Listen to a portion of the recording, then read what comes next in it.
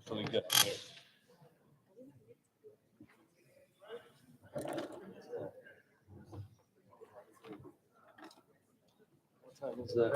Good morning. Welcome to the special meeting of the Newark Municipal Council on Friday, September 27th, 2024. In accordance with New Jersey law, adequate notice of this meeting has been provided to the Star Ledger, the Jersey Journal, and the public at large, establishing the date, time, and location of this meeting. In addition, the agenda for this meeting was disseminated on September 25th, 2024 at the time of preparation and posted on the website of the City of Newark. Roll call, please. Council. Gonzalez. Present. Kelly. Present. Quintana. Ramos. Here. Scott Roundtree. Present. Silva. Absent. President Crump. Present. Council President, Council members, we are on page 4 of the agenda, resolutions.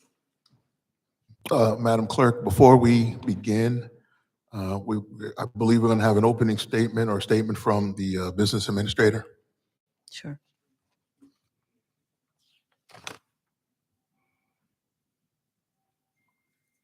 Good morning, Council President, Council members. Eric Pennington, Business Administrator. The administration is pleased to present to the council amendments to the budget and to seek, obviously, your approval to adopt the budget as amended. You have a list of the amendments, and I believe the budget chair has additional information with respect to information that you may have questions about or relevant to the budget. The budget as amended is is listed on the agenda, is in the total amount of $151,492.94, which is obviously the largest budget we have had. We're approaching a $1 billion budget.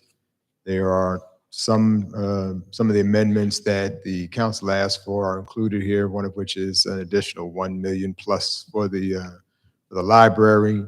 There are a few significant additions. The police buildings are now online. And so as reflected in this budget, there are rents now that we're going to have to pay on those budgets. We also got a $22 million interest-free loan from the state to offset some unanticipated expenses with respect to monies that we have to pay to the county. All that is reflected in this budget. And we are hopeful that you see that it's appropriate and that you will adopt it today. Thank you, Mr. Bia. Any questions? Councilman Ramos. Thank you, Mr. President, and thank you, Mr. BA, for summarizing some of the major changes. Just a few questions. I know the state recently approved the city's budget, and part of what went to the state was included some significant increases in some revenue projections. Was that accepted by the state in their monitoring of our proposal? And from the administration standpoint, like, how do you justify those proposed increases in revenue? Like, what's the basis for that? We already know, based on the added admittance that we have, that there's a increase, assuming that the council certifies the budget.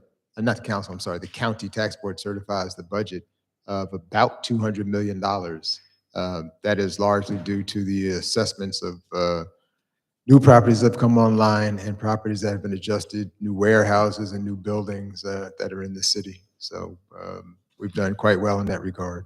So the increase in revenue projections are attributed to, the valuation or increases in property values and the assessments that follow that.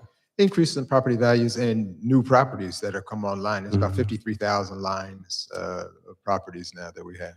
Yes. You mentioned the rents that are due for police. Or are you referencing the academy? Yes. And what's that annualized amount that we have to pay for the development of the police academy and that unique arrangement the city has? It's about $10 million. And that's over how many years is that? Oh my goodness.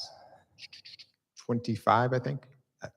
And we're also looking, the ballistics lab is not included in this year's budget, right? That's a new project that's going to come before the council next year. No, that's included in this budget as well. Okay, and what's that amount? About $3 million.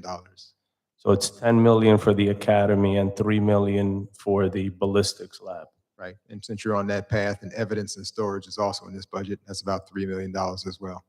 It's about 16 million a year that the city's paying in lease payments for these public safety facilities. Closer to $20 million because we've also completed the traffic facility as well, which has the horses and the motorcycles as well. So to be totally complete, it's about close to $20 million increase.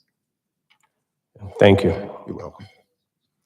Councilman Kelly?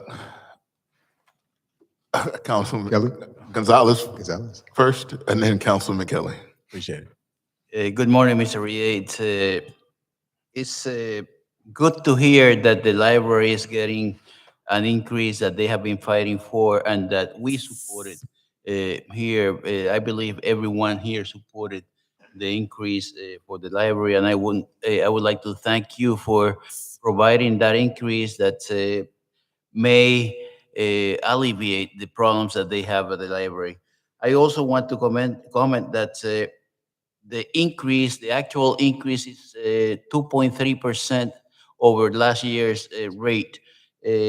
Even though we would prefer not to have an increase, 2% increase is reasonable, is something that moved the city in the right direction, and I would like to congratulate and let's say the administration for working closely to provide an increase that is not let's say usury.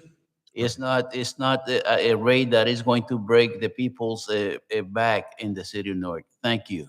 You're welcome. With respect to the couple of the items that you mentioned, the mayor obviously led the discussions with me and the budget director and others to make sure that we minimize the increases to the taxpayers to the greatest extent possible. And we tried to keep it at about, certainly less than 3%. We are closer to 2% than 3% overall increase. And that took some hard work. With respect to the library, as you know, I had my own concerns. And so I had an opportunity to meet with their interim financial officer. I am confident that she has a better handle on the library than they had before. They have done some audits. They're not fully up to where they need to be. They're about 3 years behind, but the trend that they're heading in, I'm satisfied with. I met with the library director actually this week, and we went over their plans. And so they have some fiscal austerity measures that I'm satisfied will be in place to oversee the library. And so I believe that the state increased the amount by $3 million. We put an additional $1,066,000 into that as well, pursuant to the council's request. So we're happy with that. Thank you. Councilman Kelly. Yeah, Councilman Gonzalez kind of asked the questions that I wanted to ask about the library. I'm definitely happy that we were able to find space for the library. I guess my question is partially answered, but I wanted to kind of know, were there any stipulations when it comes to spending that money with the library, being that we have 5 wards and mostly all of the wards has, its own branches. I just kind of want, and you don't have to go in depth, but are there any stipulations on the city side that will prohibit them from spending the money any type of way? Yeah, Councilman Kelly, to you through Council Chair. Quite frankly, no. The stipulations are that they have prudent fiscal oversight. We have asked for and received information that's going through, I'm looking for Ben, who's our Assistant Finance Director. He's had an opportunity to speak with them. And the shorter answer is there are no specific stipulations. The longer answer is that we expect to evaluate what they do, monitor their fiscal oversight, make sure that our financial people under Ben Guzman's leadership and their interim CFO, trying to remember her name, Sharon Little, will be fiscally prudent And to the extent that they're not, we will adjust the funds going forward. Thank you, BA. You're welcome. Any other questions, comments?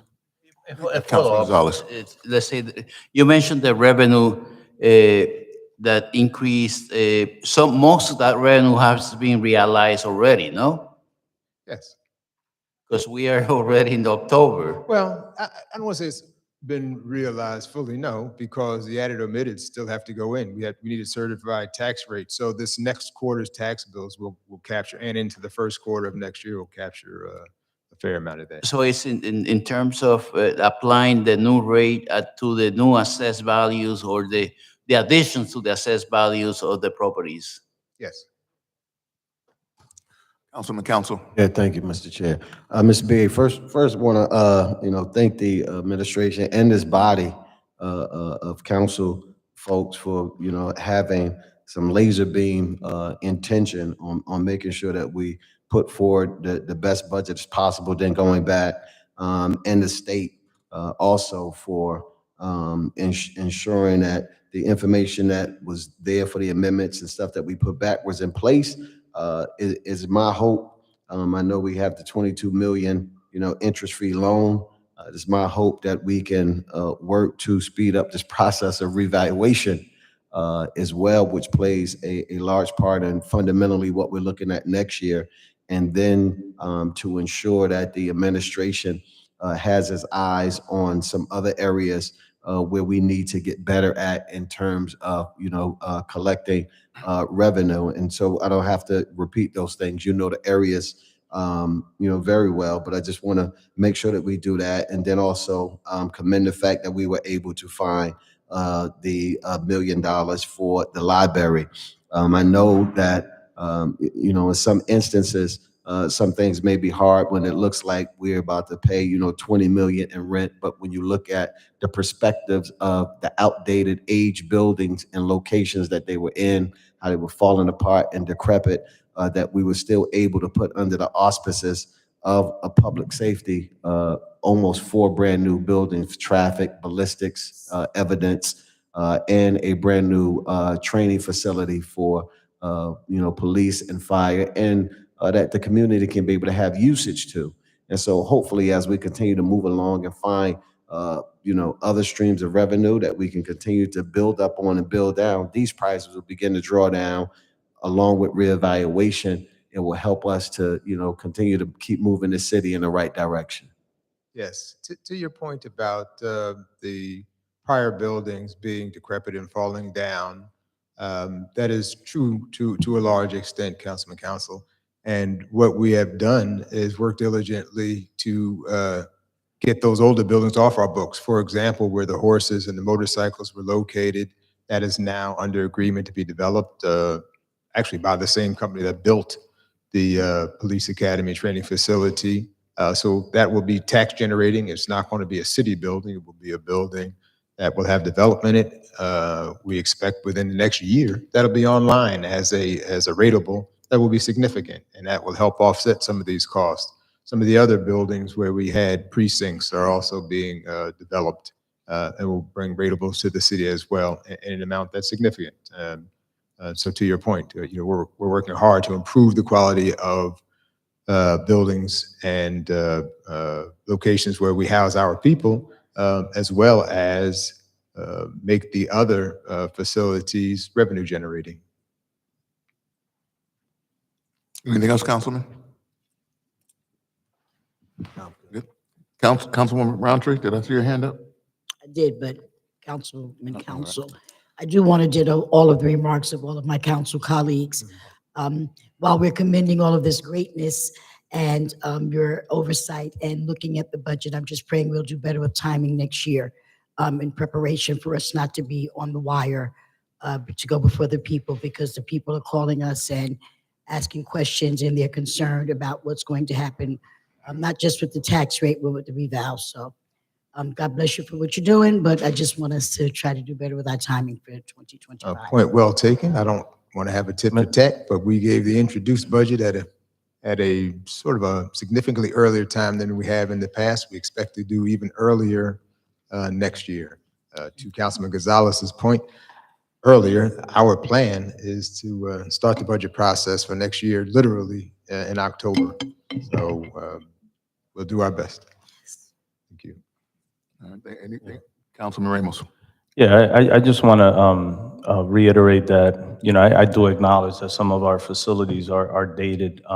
My point in bringing up the leases is that that's going to be a recurring cost for the next 20-plus years. And if you calculate the amount of money that's going to cost the city over a 25-year period, it's close to $500 million for a handful of facilities, which, again, I'm not underestimating the value of these public safety complexes, but that is a significant cost. And in addition to that, we can anticipate having the potential of the 20-plus million or whatever that amount is that could be, city may have to either tax or borrow from the state if we don't get the equalization. I agree with Councilman Council that I know we're on a fast track to do this revaluation, but it's not going to be done in time for 2025. So that's something that's facing you as well. So you definitely have some challenges ahead as you prepare for a new budget in a few months in 2025.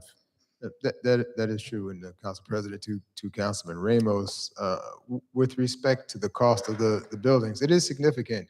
But I will say that they are some of the most specialized buildings, all of them, that we have in this city. And because of that, they required more expense per square foot than just an average office building. For example, the William Mobile Ashby Community Training Center has bulletproof glass to protect the people who are in there, the community, as well as the recruits and the police. And that is significantly more expensive than I knew about, quite frankly.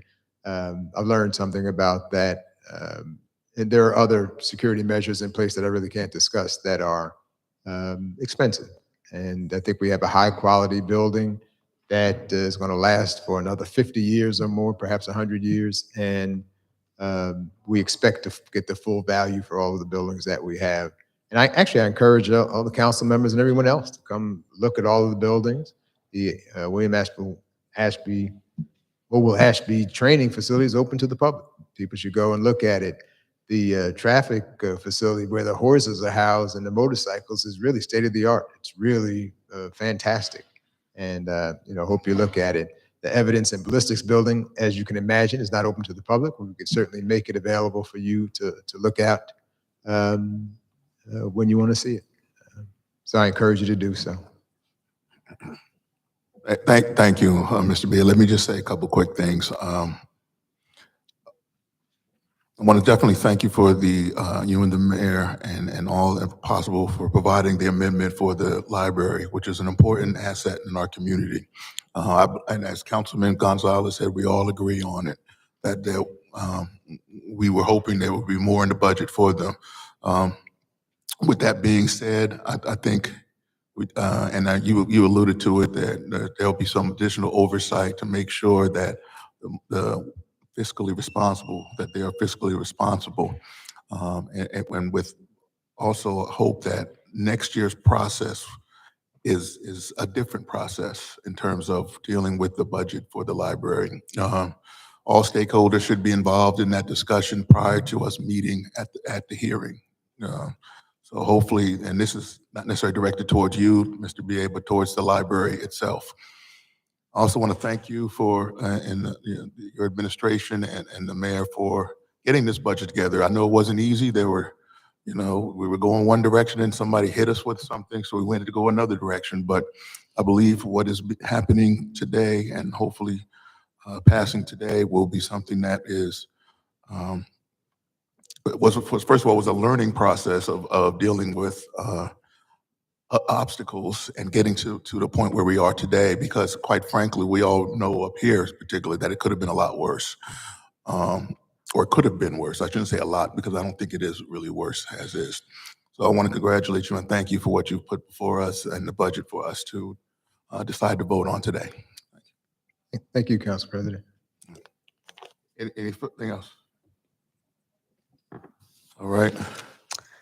Council President, council members, we are on page 4 of the agenda, Resolutions. 7R8AS through 7R8CS are all resolutions dealing with the 2024 municipal budget. A is acknowledging that the 2024 municipal budget and its public hearing was held on September 5th, 2024, and was advertised as required by state law. B is amending the 2024 municipal budget as introduced on June 25th, 2024. And C is the final approval of the 2024 municipal budget as amended on September 27th, 2024. Council as a whole to adopt? Madam Clerk, before we go to the roll call, I just wanted to just confirm that we need 6 votes for the passing of these resolutions. Is that correct? That's correct. All right, thank you. Roll call. Council, Yes. Gonzalez, Yes. Kelly, Yes. Quintana, Yes. Ramos, Yes. Scott Roundtree, Yes. Silva, Yes. Council President Crump. Yes. Council President, council members, that concludes the agenda. Ready for public comment? Yes. We are now in the 30-minute public comment portion of this meeting, where each speaker will have 3 minutes to speak. Please state your name for the record when you address the council. First speaker? Hello, my name is Carl Schwartz. I am the Vice President of AFSCME Local 2298, which is the union at the public library. We're just here to say thank you for the increase. I know it was months ago we started meeting with all of you individually. Thank you for taking us seriously. Thank you for listening to us. And thank you for working with us and realizing how important the library is to this community. We also want to thank Budget Director, Mr. Pennington. Thank you for also working with our administration and listening to our concerns. And beginning of September, we bought over 100 people outside who came to say how important the library is to them, how meaningful this funding is. So we're just really glad to see the city take this seriously. And we hope in coming years, we can see a growing library and that Newarkers can get the world-class library system that we know they deserve. On our part for our union, obviously, we still need to negotiate a contract, and we want to see some of that money go to member raises. That's very important to us, but we also want to see this system improve for the whole city, whether that's new branches, upgraded buildings, upgraded technology, better hours, more staff. Things like that. We think this is going to benefit the entire city. This isn't just about our members only, although that is certainly very important to us. So I'm going to turn it over to my president right behind us. All right, thank you for your comments. Next speaker. Hello, my name is Bessa Cohen. I'm president of the union at the library. I just want to echo what Carl said. We've met with all of you guys for a few months now. I talked to Mr. Pennington, and we really thank you for taking our concerns seriously. And the library really benefits the community in a whole lot of ways. Immigrants, ESL classes, there's programming, historic archives where I work in the archives, which are unique to the entire country. So there's so many benefits to the whole community, and we appreciate that you found money to put towards the library this year. And there's a lot still to go, a lot of work that needs to be done at the library, but this is a great start to getting there. And we thank you for listening to our concerns and listening to the concerns of the community. Thank you. Thank you for your comments. Next speaker. I have a question before you start my time. Last time I was here, Monica directed the city attorney to look into the 80-day accommodations for people when they come to these meetings to up my time, because at the board meetings, I get 5 minutes and I requested 5 minutes for here. So when I came to the next one, that was supposed to be addressed. Did y'all address it? Because he started my time. The reason why I came before Can we the get your board- name, please, for the record? Oh, my name is Denise Cole for the record. I live in the South Ward. The Honorable Patrick Council is my councilman. And I want to say that I respect this whole board. And I have the most highest esteem for the work that you do in this community and the people that you serve in this community. But my concern here today is what I came last time. I filed the complaint, like I told you, against your police department, and I received a letter from the AG's office that said, "Dear Mr. Stevens," to the prosecutor, "enclosed, please find a complaint received by Attorney General's office from Denise Cole concerning allegations of misconduct. This office is referring the matter to the Essex County Prosecutor's Office for whatever action you deem appropriate. By copy of this correspondence, I am advising the complainant that the matter has been referred to your office. Thank you for your assistance." So I wanted to put it on record because I went to each court date that your police officer took a false complaint about a law-abiding citizen, a captain of the United States Army, veteran, and I went to each court date that she never showed up. It got dismissed, and I dismissed my complaint against her because they wanted to submit a warrant for her arrest. But I would not allow that because I would not do that to another citizen. My issue is, did you all address your officers to be trained that when a complaint is made, they must do the appropriate investigations? Because guess what? I had to get an expungement of my record because it was a 2C violation.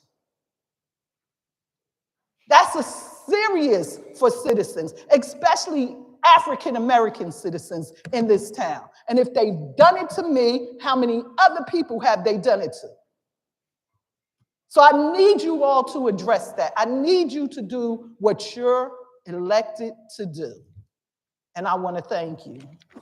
Thank you for your comments. Ms. Cole, please stay after the meeting so someone can talk to you. Okay. Thank you. Next speaker. Good morning, Latoya Jackson, resident of the South Ward. So I do have one concern. I need to know if I have to address something in the Central Ward, who do I address? Also, did y'all all get the flyer that I asked them to give to y'all?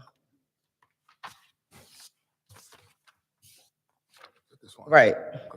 So I've been coming down here with a lot of different issues, but I have so much going on, and I thank God that I'm still standing. I thank God that I'm still not angry, that I'm still able to articulate myself the right way. But we have some elephants in the room that need to be addressed. There are a lot of resources out here, but together we need to plan some things. I am very frustrated, but to tell y'all how I really feel would really not do anything but cause more of what I feel like I don't want. I'm trying to unify our community. So like I went to Reverend Roundtree, and this is no disrespect to your mental health and wellness because I need that. And I trust you. And she knew more than the people from UMDMJ. She had to stop them. She could have gave the workshop. So it's stuff like that that bothers me, especially when I know that these people are responsible for our mental health. If I chose to, I'd probably fall under a lot of different spectrums, but I don't choose to because I believe in God and I understand that there's nothing too hard for God. So I live by to whom much is given, much is required. Most of the things that I ask for, I get. So that's why I consistently try to love my people more than they love themselves. But we keep bumping heads and something gotta give because we are burying our future. Since 1994, I've been putting t-shirts on, balloons releases, different things like that. We still doing that in 2024. That's 30 years of trauma, 30 years of me hugging people who have lost their children, and now my child has got shot. I'm like in the middle, not understanding if I'm supposed to actually go outside and turn up with him or consistently come out here and ask people for help. Because now it's like I'm begging for people to feel the experiences that not only I'm going through, but most of my community. I'm just able to speak about it without looking like what the data says we look like when we come into these rooms to address different things. So I want y'all to take me serious because to whom much is given, much is required. and y'all have positions to give because y'all can. So please do it diligently. Thank you. Thank you for your comments. Next speaker. Lisa Parker, good day, criminal cultist running our government. This budget is a sham. We, the people, came to you asking questions about the deficit and the debt in the budget and all of the monies that's going out to developers, contractors, your failed programs that you have, nothing substantive for the people. So let me just give a rundown of some of the things that was never provided or accounted for. The cash parking lots, those revenue streams, the festivals, OVP, Jackie Kieles, BC Brick City Peace Collective, 24 Hours of Foolishness. Where are the revenue streams from those vendors that you supposed to be collecting from alcohol sales and everything else? The parking authority revenues as you ticketing and towing everything. You never reconcile the deficit from 2022 to 2023 and $680 million. The tax collector never presented at any of the budget hearings. Twice at the budget hearings, you never provided a hard copy of the budget for review for the public. You held it during times that the regular working folks can't attend. You never held a meeting on the weekends. And, excuse me, you falsely advertised this because I called on Wednesday the clerk's office and it wasn't confirmed that this budget hearing was going to be held until after 4 o'clock. The water department. Y'all, I got every single legistar from 2023 to 2024 that you appropriated $890 million from the water department, that you allocated emergency funds. That was never explained how it was reconciled on this budget. Salaries for incompetent, unqualified persons. You got a budget full of top-heavy salaries and you didn't skim the budget, none of those areas. The mayor's travel to foreign countries, Qatar, China, Ghana. Don't talk about Eric Adams when the same thing is going on over here. Tax rate imposed on the property owners, 3.9%. Revenues projections from the cannabis. Y'all popping ribbons and ain't sell what monies are coming back to the city from a cash business. And the debt, the money that you borrowed. Thank you for your comments. Next speaker.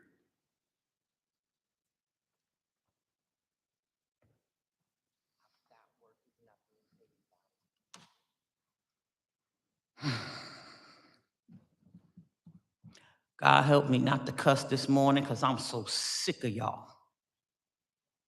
Sick of y'all. Y'all liars. DPW has not been paid. You issued checks on that Friday. They went to the bank. They bounced. Nobody don't care what Martha Rodriguez and the Lion Union got up here and said. You got people owed money. Rahman Muhammad stood up here and said they still holding checks from the summer youth program. Why? Call the phone number. Use the email. Y'all allow this. Staff, y'all paying way more money than they qualify for on your hands. You got the audacity to submit a $968 million budget for 2024, and you didn't even alert the homeowners in this city? Y'all are the worst. These seniors are struggling. Y'all taking their property every day. You decimating that South Ward.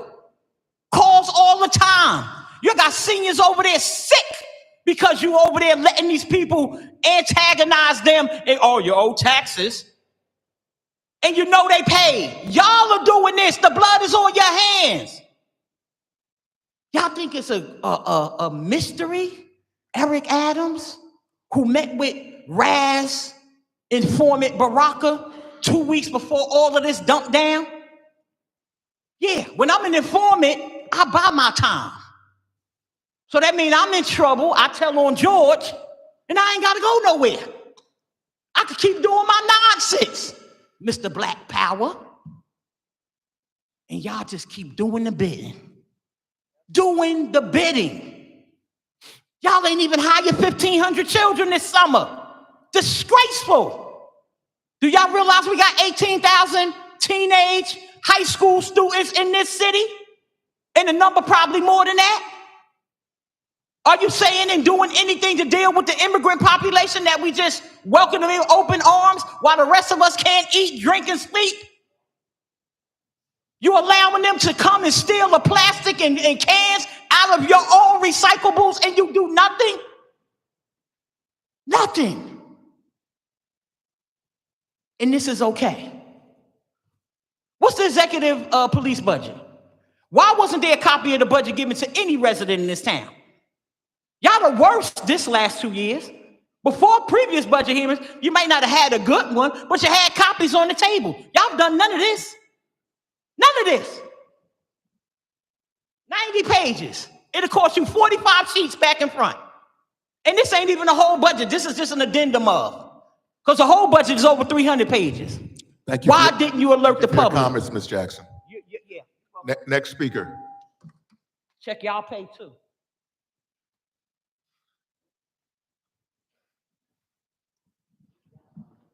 Manera El Boumani. So a budget in September. We never had a budget presented in a timely manner. We have an email for you, residents of the city of Newark. The state comptroller, as I always say, we need to get in touch with him, and his email address is Kevin, Kevin .Walsh, WALSH @osc.nj.gov.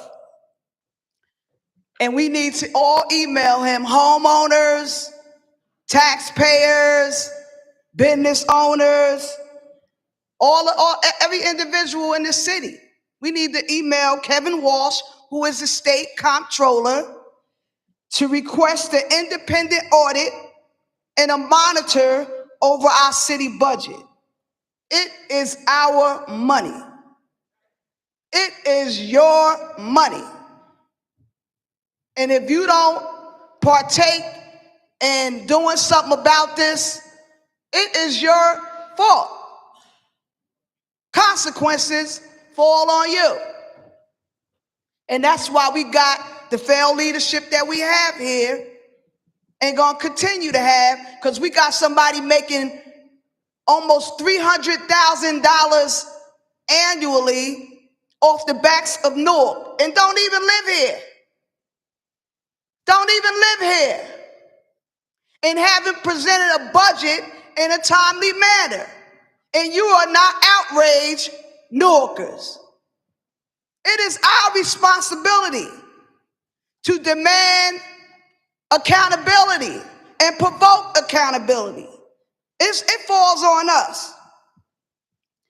This mayor had the audacity to fund block parties, fund house festivals all over the city without adequately funding the library. It is an abomination. This mayor had the audacity to fund all these things and haven't even paid city employees. It is a travesty. It is an abomination that we have to come before you about our budget to tell you what priorities that you need to take care of. And then you wonder why we come up here and it comes out mad and we do all we can to provoke accountability. Unacceptable. But it falls on us, Newarkers. What are you going to do? Thank you for your comments. Next speaker. when I become mayor, we become mayor, I'm still the mayor, 920 Broad Street. Can we get your You name for the sit record, up here, please? I just told you, when I become mayor, we become mayor. Ms. I'm Freeman, gonna can we stick get your to name that. for the record? I'm gonna change my, that's for the record. And for the record, you're an Freeman, abomination. Ms. Freeman. You know let me my just name. get You your just name said for it. the record. I need you to say it Ms. for the Freeman. record. And problematic as you all are, and the way that you got into office by getting the old people to sign petitions, a lot of them had dementia, they didn't even know what they were signing, and the little parties that you throw, the budget is ridiculous. And everybody needs to write to the governor and the comptroller. And the reason why you had this 10 a.m. meeting so that none of the people who work could be here for the meeting so that you could just usher it through is a violation. And that you didn't give adequate notice is another violation. So just ask Eric Adams, oh, you can't, because he's got a gag order, he has an indictment. Well, then you can ask Mendez. Oh, no, you can't ask him because he's going to jail. Like, everybody can go to jail. You're sitting up there, you think that you can put it on MacGyver because she's gone. No, she's gonna go with y'all. This is absolutely ridiculous. And we ask that you do your jobs. You work for us. We don't work for you. And then people talk about, well, the immigrants stealing the trash. That's your fault. That's not the immigrants' fault. You should hire them. And then our garbage men don't have adequate tools to pick up the garbage, and then they are penalized.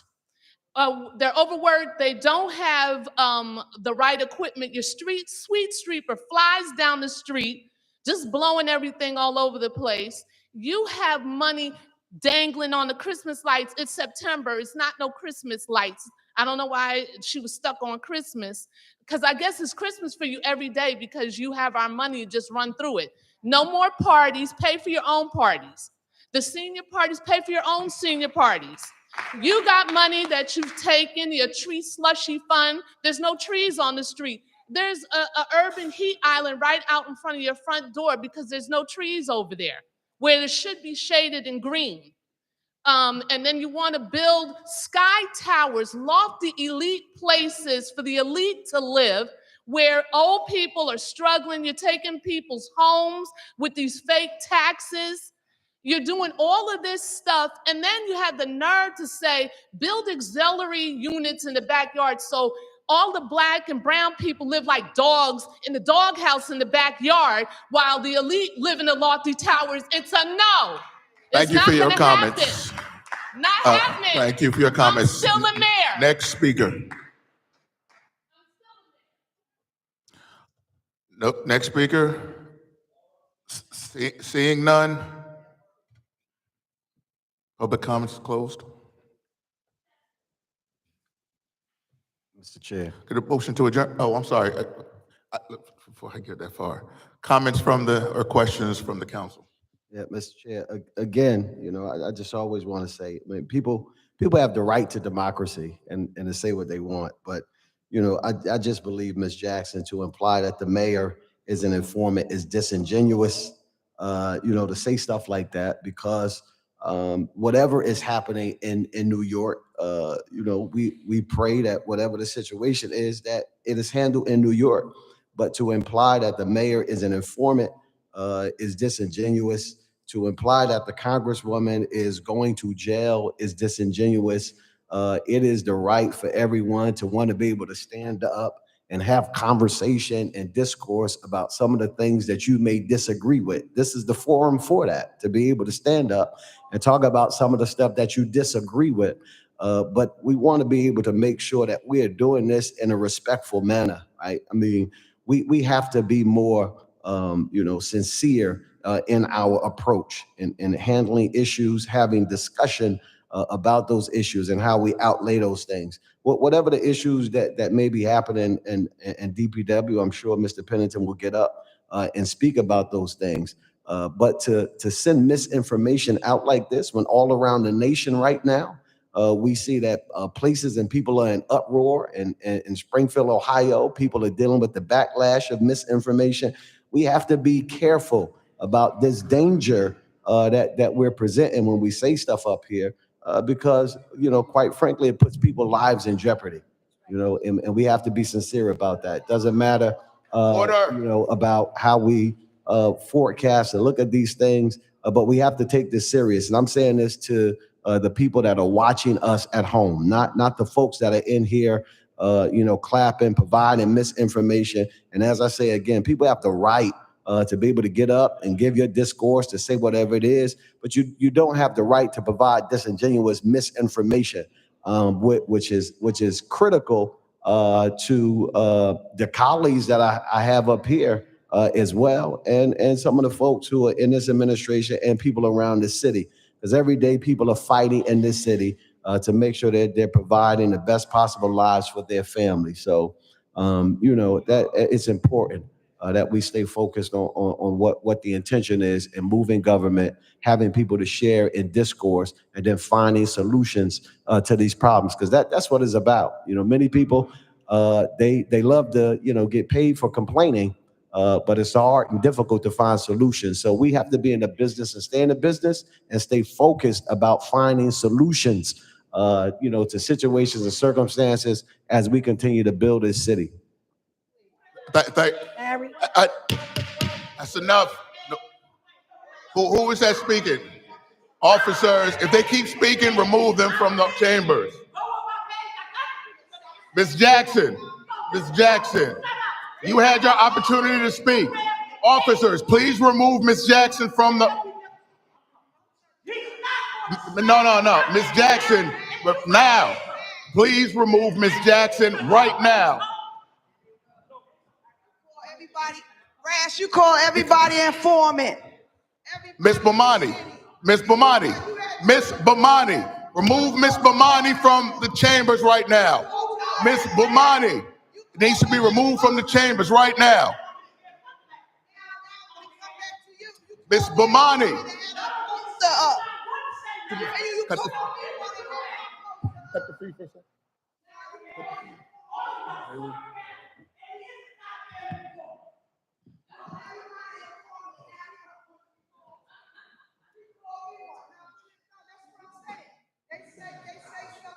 You gotta stop.